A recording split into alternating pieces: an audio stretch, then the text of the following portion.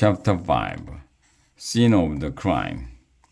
Princess Aspen led Kara and Jed to a bedroom at the top of the stairs. It took Kara a moment to notice the monkey on Aspen's bed, but Jed spotted it right away.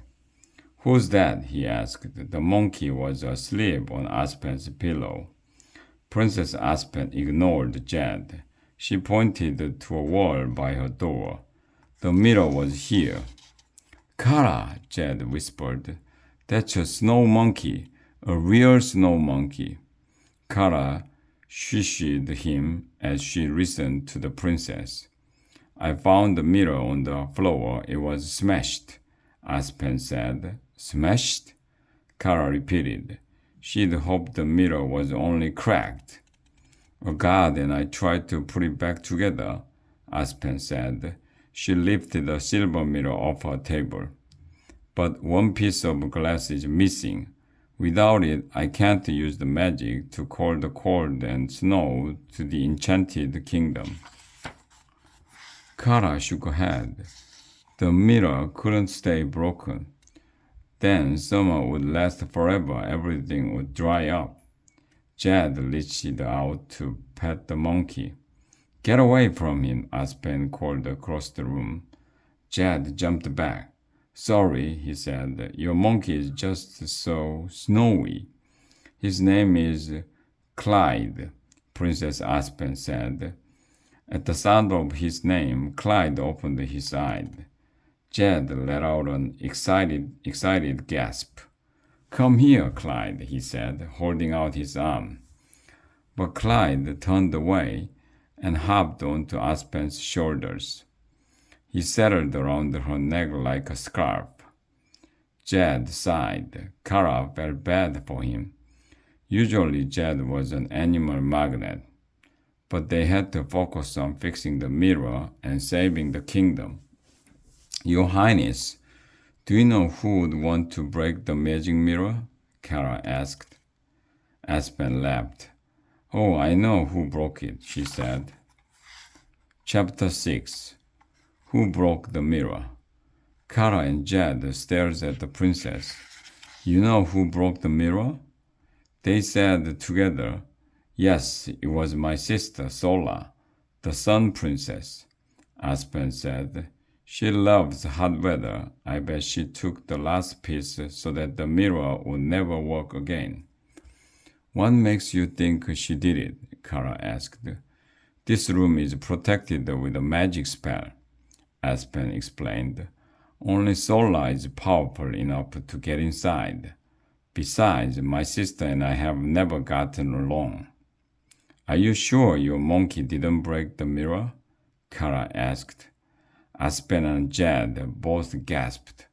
"Of course I'm sure," Aspen said. "Clyde is a good boy." She scratched the monkey's belly.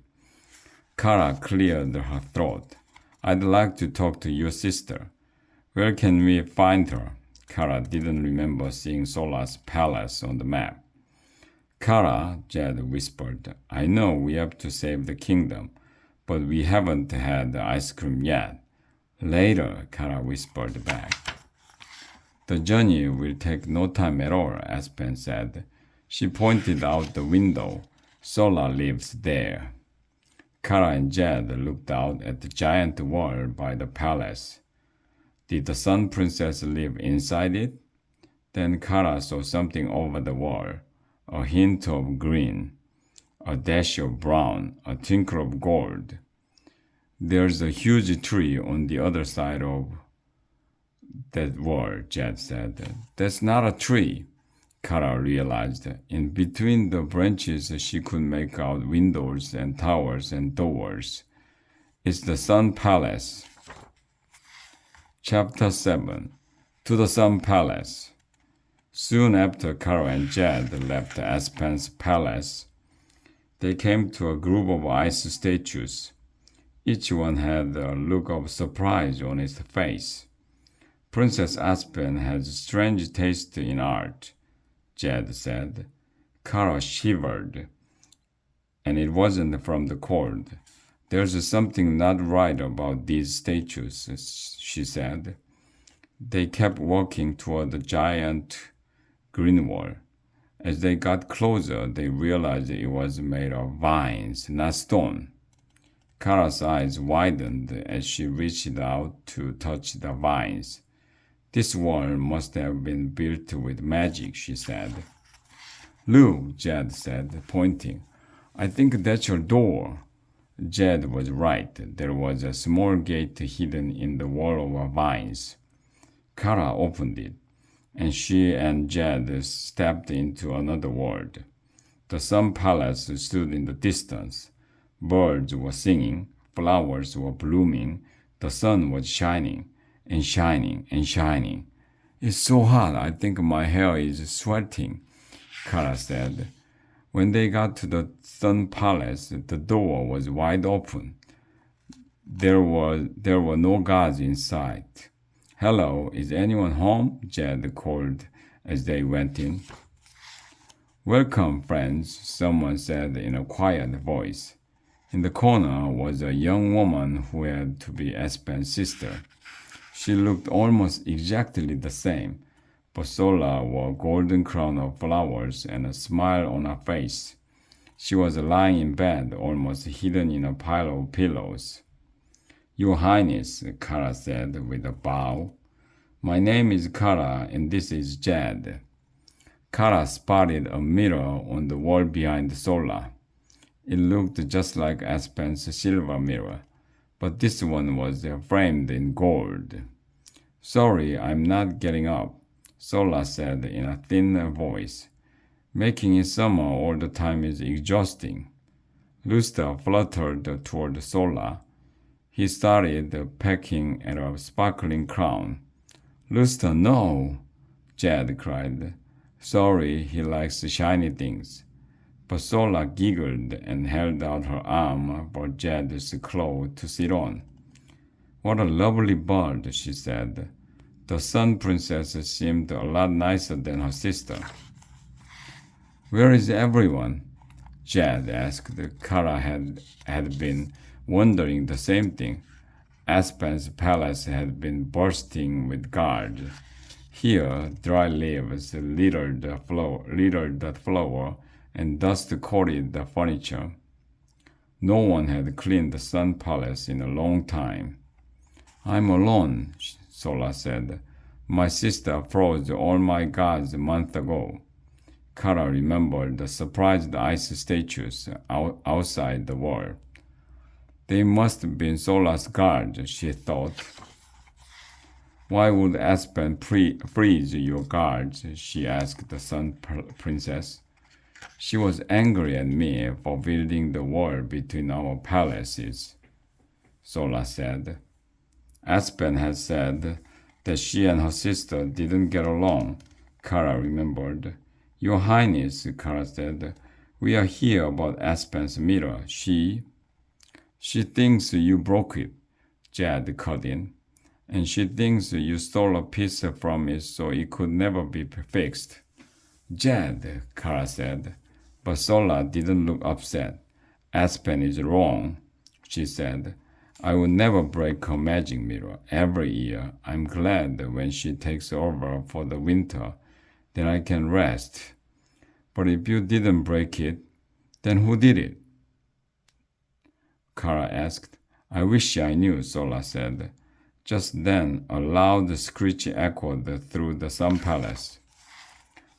Chapter 8. A Monkey to Share. Kara and Jed jumped at the loud screeching sound, but Sola just smiled. My monkey is back, she said. Does everyone have a monkey but me? Jed huffed. Sola whistled, and a snowy head popped through a window. Clyde, Kara said. I thought he was Aspen's monkey. Clyde was a gift from our parents, Sola explained. They told us to share him, so he spends half his time at the Ice Palace and half his time here. Clyde went to Sola and curled up in her lap. Aspen says that I have Clyde more than half the time, but I feel like he's with Aspen more than me. It's not fair. Kara almost laughed. Aspen and Sola were jealous of each other over a monkey. The door to the palace creaked open. The troll girl from the ice palace appeared in. She was wearing so many scarves and hats that Kara hardly recognized her. Clyde, not again, the troll girl said to the monkey. Kara, Jed, this is Rai, the princess said. Rai takes care of Clyde at both palaces. No wonder Rai was wearing summer clothes in the ice palace earlier. It must be tricky to switch between summer and winter all the time, Kara thought. I have to get Clyde back before Aspen sees he's gone, Rai said. She bowed to Sola. If you don't mind, Your Highness. Sola gave Clyde a pat on the head. I will wait my turn, she said. Rai clicked her tongue and held out an orange. Clyde ran over and grabbed the fruit. Good boy, Rai said. We should go back to the ice palace and look for more clues, Kara said. Good luck, Sola said. I hope you find a way to fix Aspen's mirror soon. She let out a long-tied sigh. Clyde darted out of the palace. Rai hurried after him. Hey, wait for us, Jed called.